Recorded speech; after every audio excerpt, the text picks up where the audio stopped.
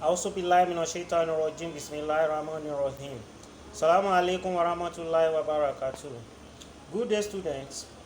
Welcome to the second class of physics e-learning class for this week. In the last class, we look at series combination of resistors, inductors, and capacitors. And we look at how we can combine an inductor and a capacitor. We also look at how we can combine a resistor and a capacitor. Today, we want to look at how we can combine a resistor and an inductor. So before we proceed, I should not forget to introduce myself to you.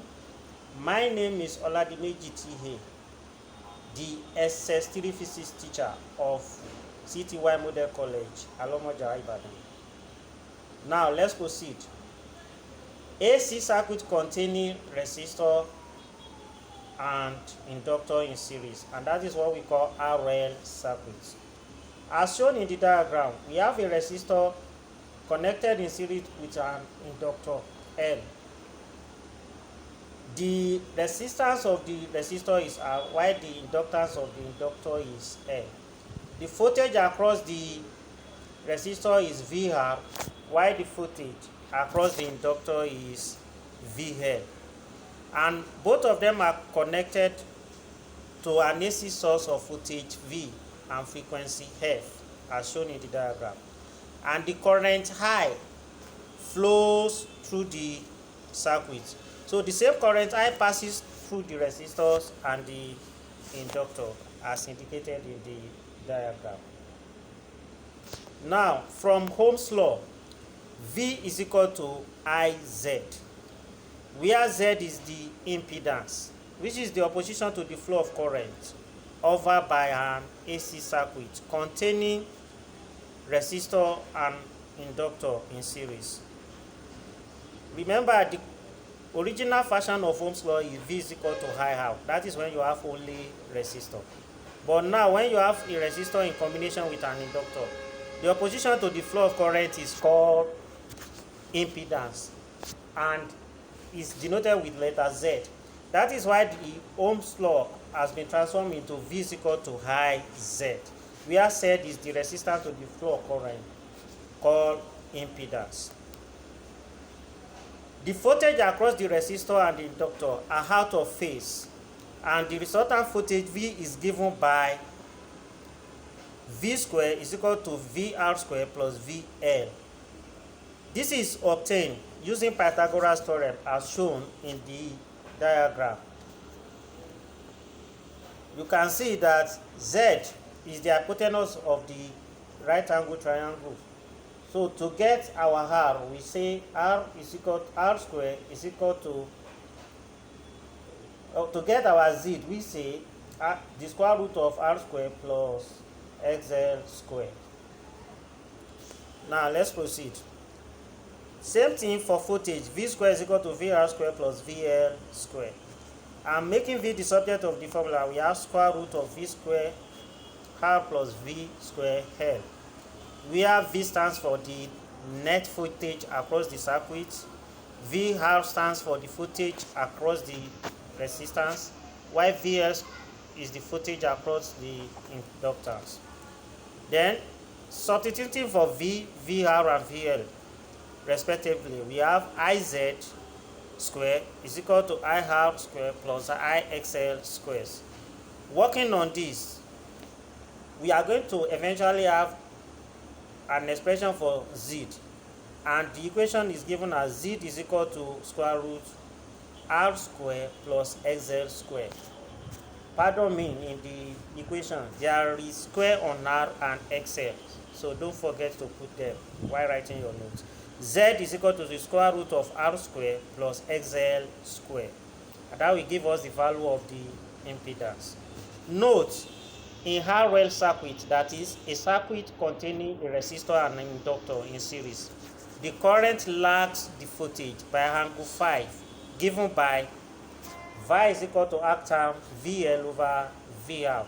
That is the arctan of voltage across the inductor over voltage across the resistor. It can also be given as arctan of XL over R, that is, the arctan of inductive reactance over resistance. Now let's look at examples and see how we can apply all these formulae we've obtained so far in solving questions. Example 1. An AC circuit contains series combination of resistor of resistance 300 ohms and inductor of inductance 600 millihenry across an AC source of voltage 50 volts and frequency 50 Hz. Calculate the A. Inductive reactance, B. Impedance, C. Phase angle between the voltage and current. Solution. A. Inductive reactance SL is given by the formula 2 pi FL. And when we substitute all these parameters, we have 2 times 3.14 times 50 times 0.001. Remember, the inductance is 0.01 millihenry. According to the equation, the inductance is 600 millihenry. So that is why we have 600 times 0.001 when you divide it by 1000. And working on all this, we have 18.84 ohms as our inductive reactance. Then impedance is given by the formula square root R squared plus XL squared. Substituting for all this, we have square root 300 squared plus 18.84 squared, and that will give us 300.59 ohms as our impedance.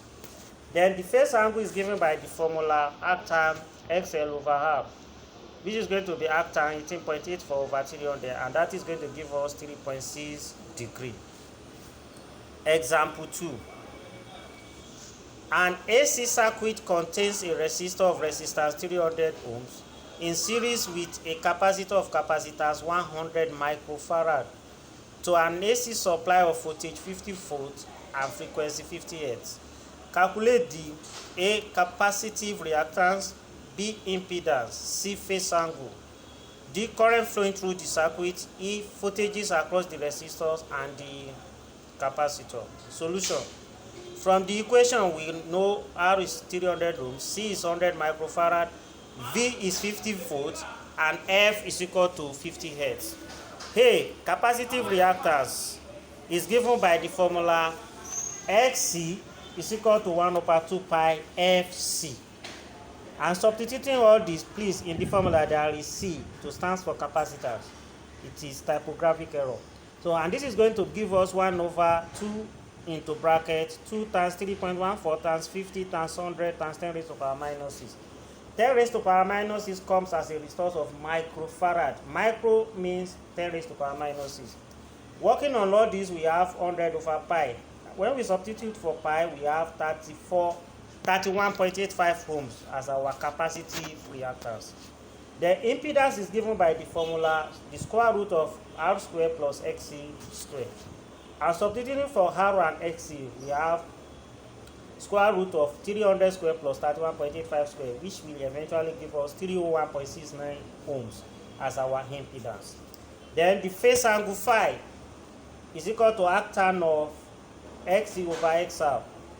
That is the arctan of capacitive reactance over resistance.